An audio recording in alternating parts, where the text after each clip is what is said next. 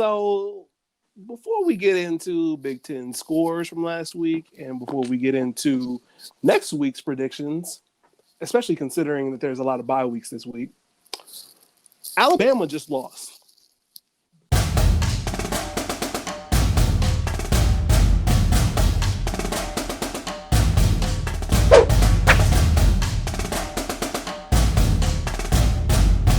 I just have to ask the question, does this mean anything for any Big Ten playoff hopes?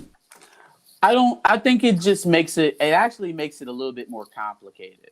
Like if the Big Ten had aspirations of getting 2 teams into the playoff, Alabama sliding out of that top spot makes it a little more complicated.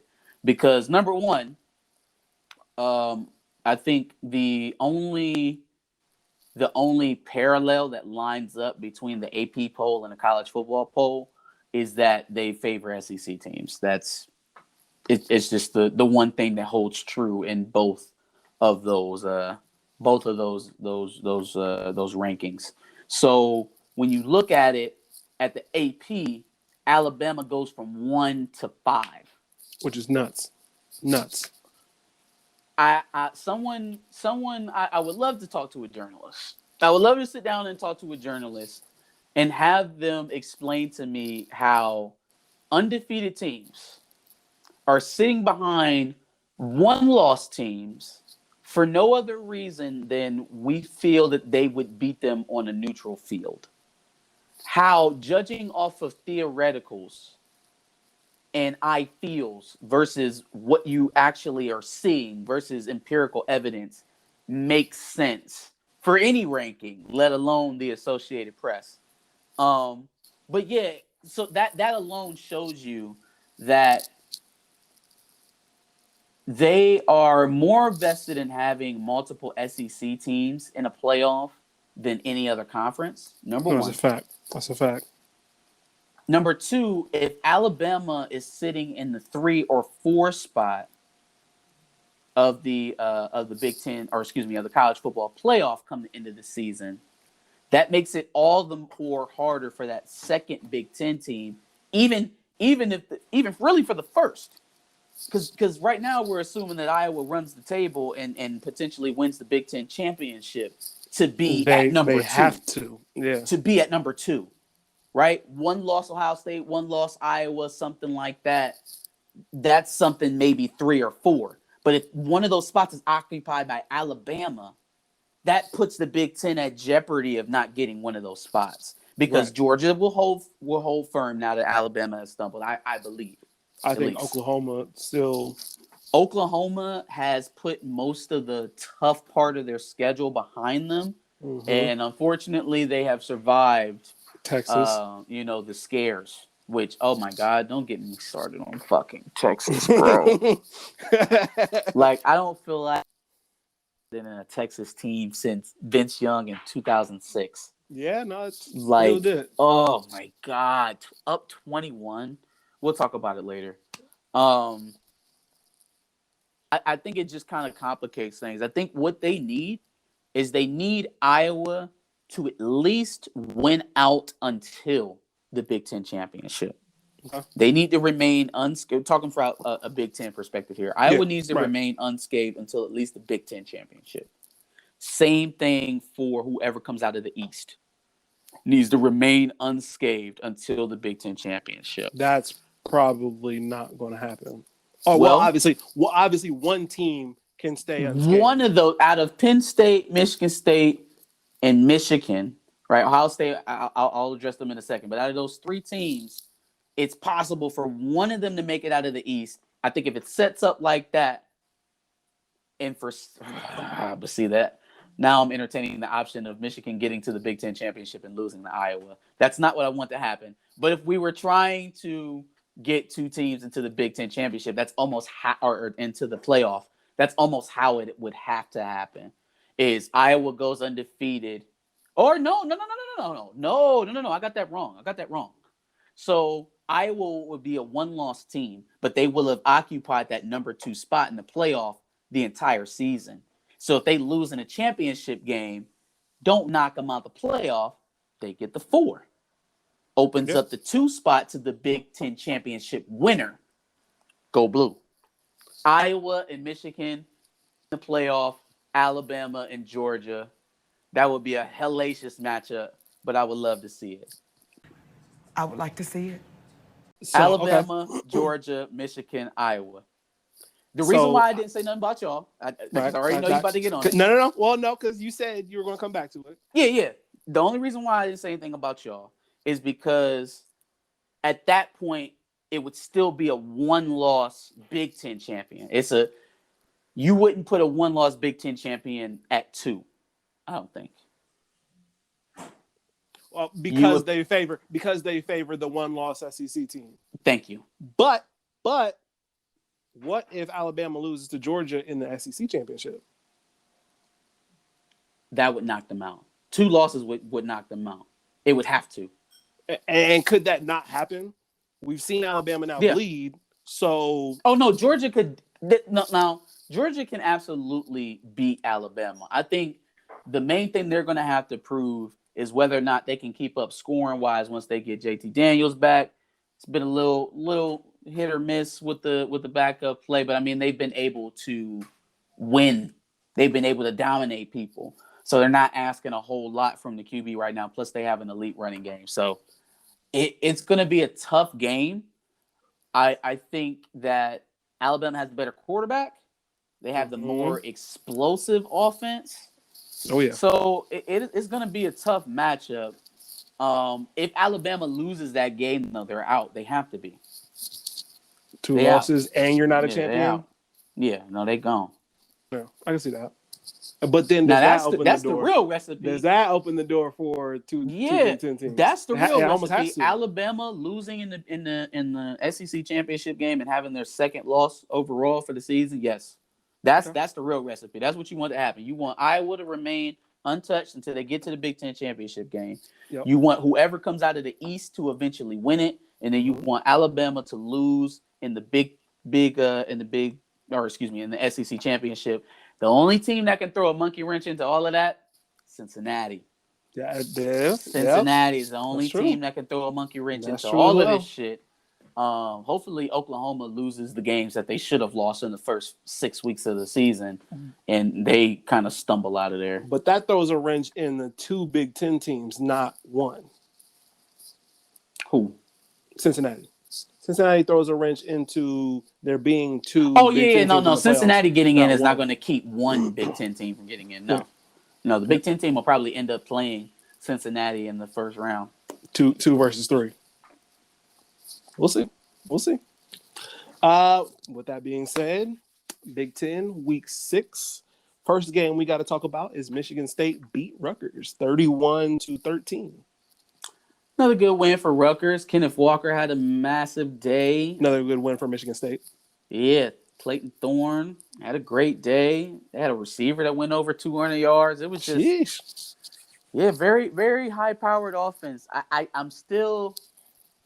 I'm not positive what they'll do versus an elite defense. Haven't played an elite defense yet. Haven't played an elite pass rush just yet. Nebraska was probably the closest thing to a top level pass rush that they've seen all year. So they have who they got next week? I think they have a bye week next week. Do they? Or no, they already had a bye. Yeah, we have a bye next week. I'm sorry, Michigan State has Indiana. They got Indiana next week. Okay. So still not a high level. I mean, they've got some guys. They got Micah McFadden. They got some guys over there, but nothing that's going to make me. If Kenneth Walker goes out there and runs for another 200 yards, I'm not. Which probably will. I'm of the opinion that Indiana is down this year. Yeah. So we'll see. We'll see in the week and coming. Then they face you guys, right? Yeah. Right. Yeah. We got. No. You got the bye week, and then you play them, right? We got a bye. We got Northwestern, and then Michigan State. We play Michigan State on Halloween. Okay. So we'll see. Yeah, we'll see. Wisconsin beat Illinois 24-0. I think both of us kind of knew. Yeah, man. I tried to get the fighting Brett Bielema's. The fighting Brett Bielema's. I don't know why they said his name like that. The fighting Brett Bielema's. Yes. Yeah, I tried to get him a win there, but Nah. Ugh, yikes. After losing how they did, I kind of just assumed that they would want revenge on somebody. Had to be Illinois, Had to unfortunately, take their frustrations out on somebody. Yeah. for I sure. mean, Wisconsin's they're not completely out of it. It looks pretty grim Grim. right now with already 2 losses in the conference. But I mean, hey, they went out, play spoiler to a few teams. You never know.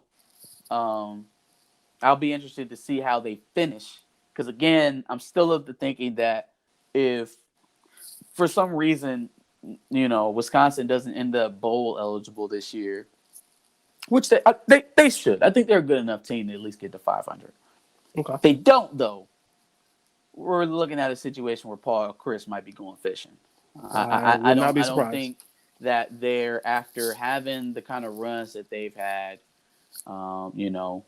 with staying consistent, right? You haven't really racked up too many back-to-back seasons where Wisconsin has been losing. Yeah. From Alvarez to Brett Bielema to Paul Chris, it's never been a long streak of them being down. So maybe even if they don't straight up, yanking, but it's definitely going to be a come to Jesus moment for sure for him.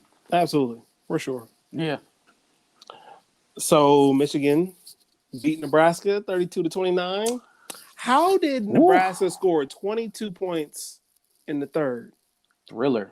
Yeah, it was a good game, man. Nebraska has played everyone that they've lost to this year. They've played close. That's a fact. They've played close. Now I can't feel sorry for them because Scott Frost is a whiner and a cheater. But no, legit, like had their defensive line mimicking our snap count. We play football here. Have you ever seen defensive linemen pop out of their stance and start clapping? No. For defensive line shifts? Nope. Scott Frost, man, like you feel bad for the guy because he loses virtually every game he's ever played versus a ranked opponent. But then you don't because he resorts to cheap shit like that. And so like, put that together with his whole campaign for the AP poll of all polls to name Nebraska the national champions in 97. He's a whiner and a cheat. So I'm glad we got a dub off him and kept him winless versus ranked opponents and winless in primetime. For sure. Wouldn't want to be that team who got that loss. But for the boys, though, just a gritty win, man. I felt like this was the first time that we actually had to lean on the offense to pull it out because the defense was kind of teetering there in the second half.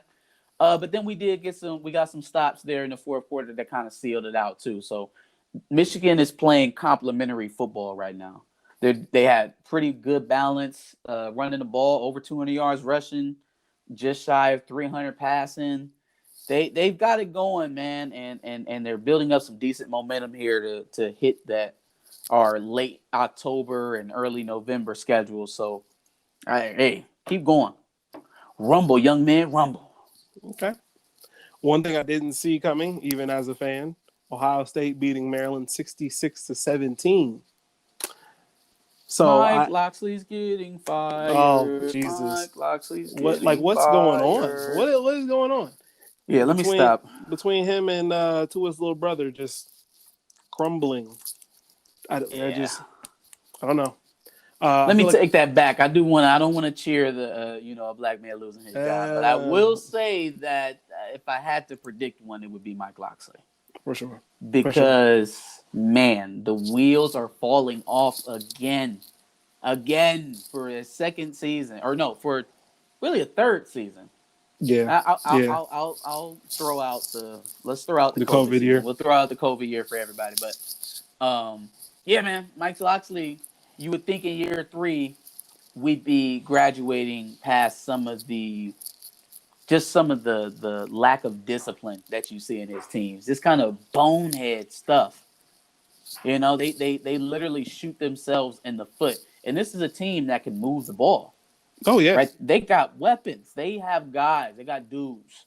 He recruits halfway decent. They've got a team that can beat people. But they shoot themselves in the foot with silly stuff all the time. Penalties, missed opportunities. trying to force the game mostly from Talia, man. Excuse me. It's just it's really sad to watch Maryland play sometimes because they just be like, y'all didn't have a shot getting off the bus. Y'all really didn't. Y'all didn't have a shot getting off the bus because you can just tell with the team sometimes. And I always say this to my dad. It's the craziest thing. Teams will play Michigan, and I fully expect Mike Locksley and Maryland to play like they in the Super Bowl when they play Michigan. So I'm not even watching what's happening now and expecting a similar result when they play us. But teams get up and they play us because they feel like that thing of beating Michigan in the big house like that. Oh, it's their rival moment, right? We're showing everybody we here. You know, we've done it. We've taken down a giant. We've taken down Big Blue, largest stadium. That should only mean something to two teams. Well, three. I'm telling you, Penn State, Michigan State, Ohio State. MAC teams, Group of 5 teams love to play up to Michigan. Even some of the lower level Big Ten teams. But I say that to say is that they will walk into the horseshoe and act as if they were just there to have points scored on them and that they are just gracious to have the opportunity to be in the stadium. And that's what I seen from Maryland today. Like, thank you, sir, for just letting us be here. Now we'll throw you the ball several times and you can run it back as you see fit. You know what I mean? I'm just like, them guys was so wide open, even on defense. I was like, yo, not trying. Like, Loxley, I don't want to hear you praising their wide receiving core because they didn't even have to put in the work. You know, it's just certain stuff with Maryland that just continues to disappoint, and it perpetuates year after year after year after year. It's not getting better. True that. I do feel like a broken record in saying that at least Ohio State is starting to find some confidence. The defense is finding confidence. Well, that's the only thing you can say right now while you're still playing Mifflin and East. Okay. I'm just saying. After bye week, we'll play Indiana, get some more confidence, and then we see Penn State. Goddamn Indiana. But then we see Penn State. So, but you know what? That's cool because now Penn State got a fire under their ass. They can't lose no more, so they gotta beat y'all. And then if they beat y'all, but we feel the same way. We feel the same way, though. Well, y'all don't have a Big Ten loss though. They've lost to a Big Ten team, so that's true. That's worse. Definitely worse. But we'll see. We'll see how it goes. Speaking of Penn State, Iowa beat Penn State 23-20. What a game.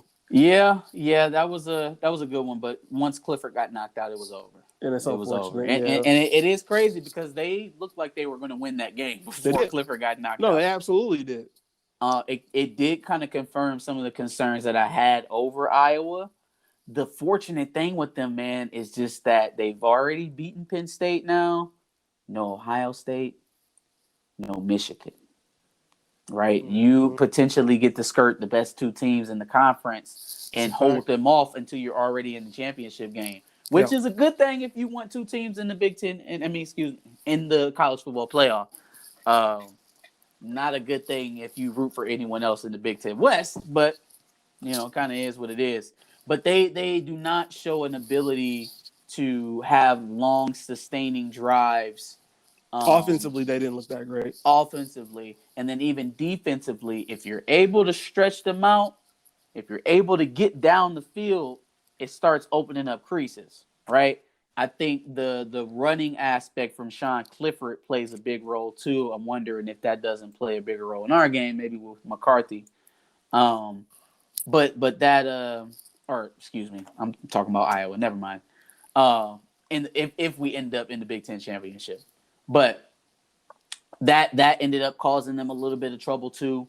Corralling Clifford on the QB read. So fortunately enough for them, he wasn't able to finish, and then the backup was just young guy, first game experience. If Sean Clifford was in there on that last couple of drives, it would have been a completely different game. Yeah, and then even with that, they were still close. Yeah. So Iowa hasn't shown, much like Michigan, honestly, hasn't shown an ability to close games out yet.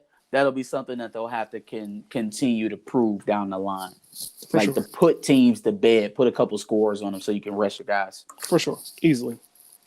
Now, with there being a couple of bye weeks for Ohio State Michigan, Penn State, and I think does Michigan State have a bye week too? I think we already went over that. A couple Maybe. teams obviously have bye weeks. Mhm. So with that being said, week 7 predictions: Michigan State versus Indiana. I think that obviously they don't have a bye week because they're playing Indiana. I don't know why I keep forgetting that, but anyway, Michigan Oh State. yeah, you did say that. You already I called the did. name out there. I don't know what's going on. Anyway, Michigan State versus Indiana. I think obviously we have to give this to Michigan State. Yeah, man. Unfortunately, it's another L for Michael Penix in Indiana. A hellacious schedule to start. Hellacious schedule. But like I knew it was going to be bad when I looked at their schedule, pre-launch, preseason. But then just to see how bad it has gotten, I didn't expect it to be quite this bad. But again, you give a budding team a tough schedule like this with a roster that is not as deep as they would like to be, with playmakers that are not as established as you would like. I mean, but they got some guys though. They do got Freifogel. They got Penix. I don't think that they have a back that they can lean on and depend on just yet. And the offensive line is shaky, but they just don't have the playmakers to kind of weather that type of schedule that early. You done got through Penn State, Iowa. Who else did they play? Cincinnati within the first 5 weeks of the season. Like that's tough. Then now you got to play Michigan State next week. So still with Ohio State and Michigan on the schedule. So it's Indiana was never in their favor. They had a tough go of it for sure. Absolutely. Rutgers is playing, or not Rutgers. Yeah, Rutgers. Shit, I don't know what's going on. Who's playing Rutgers? Rutgers is playing Northwestern. Rutgers is playing Northwestern. Okay, yeah, Northwestern is the worst team in the Big Ten. I was going to say this is definitely a get-back game for Rutgers. Yeah, Rutgers is going to go ahead and put a dub up on Northwestern. I spoke a lot of praises about Pat Fitzgerald. And what you just would not see out of a Northwestern team before the season started. And that's so exactly far, what you're everything seeing. I said you would not see from a Northwestern team is what you've seen this season. So yeah, I've lost faith. I think that'll essentially be a bye week after the bye week. Yep. See you in Lansing in 3 weeks, I guess. We'll see. Iowa versus Purdue. Which goes right into what you were just talking about Iowa having an easy back end of their schedule. Could be a trap game for them. Is it on the road? I believe so. Okay. So it could be a trap game for them. Purdue does like to sling it. They like to sling it. They had Notre Dame on the ropes for a little bit too. Purdue just kind of ended up giving the game away at the end there. But I do think they'll have some opportunities against Iowa, because again, Iowa hasn't really shown an ability to pull away late in games. I think it'll be a close game. Nebraska, Minnesota. Give me the Cornhuskers, man. Nebraska's a good team. I think Minnesota trying to dig themselves out of an early season hole, but I just think Nebraska's a more talented team. They have a little bit of a motivation now, seeing that they can compete against better teams, more elite teams. I got Nebraska. Let me get this straight. All season, you've been hating on Nebraska and saying that Minnesota could potentially be the team out of the Big Ten West, and yet you got Nebraska winning this one? Nebraska plays in the East, so True. They're screwed. They're screwed. True that. And then also, I've been saying that Minnesota has a chance to redeem themselves if they're able to run the table. Now, this is one of those games that they have to win, right? One of those games where they're not going to be favored and they don't win the talent battle, right? So for them to be where they want to be at the end of the season with a shot to make it to a Big Ten title game, they're going to have to beat a team like Nebraska when nobody thinks that they're going to. Do I think that's going to happen on Saturday? Not based off of what I saw on Saturday when they played us. No, I don't think Minnesota's as good as Michigan. So, That's fair. We'll see. I've been proven wrong this season. So that's fair. All right. I think I got Nebraska winning as well, but Mm. it's not a game I'll be watching. Yeah, I don't think I'll be tuning in. Final game is Army versus Wisconsin. Army versus Wisconsin. So Wisconsin's gonna right the ship. It seems like get back to 500. Especially against a team like Army. I think they'll be okay. Yeah, it's an offense that seems manageable by that defensive front for Wisconsin.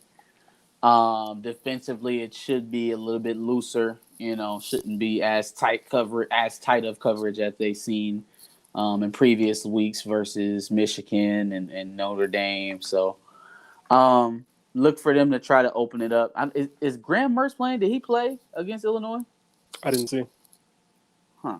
I completely forgot he was injured. That he got hurt. I do remember that though.